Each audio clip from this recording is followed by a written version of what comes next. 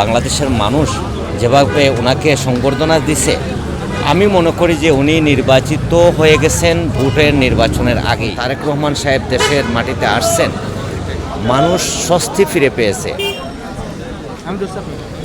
বিসমিল্লাহির রহমানির রহিম। আমি সিলেট থেকে আসছি। বর্তমানে আব্দুল্লাহ খান জামাল ভাইয়ের সাথে সিলেট জেলা স্বেচ্ছাসেবক দলে কাজ করতেছি।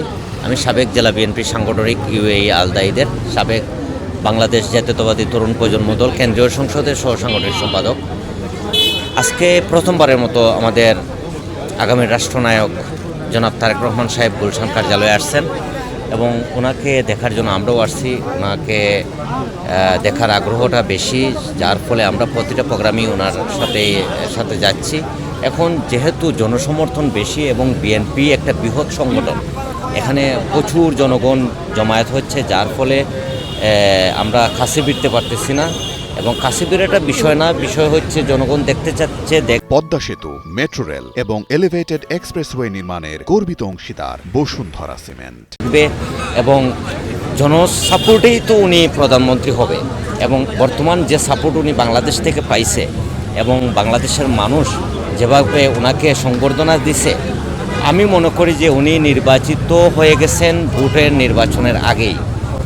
উনি খুব ভালো মনের মানুষ এবং জনদরদি। ওনার পিতার মতো শহীদ প্রেসিডেন্ট জিয়াউর রহমান যেভাবে জনগণের প্রতি কাজ করে গেছেন, জনপ্রতিনিধি হয়ে কাজ করে গেছেন, সেভাবে উনিও ওনার পিতার জায়গায় থেকে সেম বাংলাদেশের জনগণের প্রতি অমায়িক ভালোবাসা দেখাচ্ছেন। আমরা এরকম নেতাই চাচ্ছি বাংলাদেশে, যে নেতার দ্বারা বাংলাদেশের মানুষ স্বস্তি পাবে, মানুষ বাকরুদ্ধ থেকে মুক্ত হয়ে আসবে।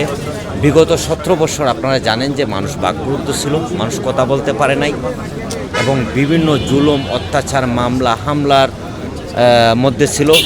যখন মানুষ এত বিভ্রান্তির মধ্যে ছিল, যখন তারেক রহমান সাহেব দেশের মাটিতে আসছেন, মানুষ স্বস্তি ফিরে পেয়েছে।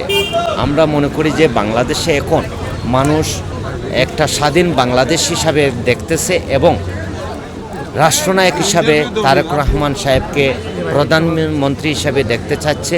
এবং আমরাও চাই যে তারেক রহমান আগামী রাষ্ট্রনায়ক জনাব তারেক রহমান প্রধানমন্ত্রী হবেন এবং ওনার হয়ে আমরা কাজ করে যাচ্ছি, কাজ করে যাব, এটাই আমাদের প্রতিশ্রুতি। আল্লাহ হাফেজ।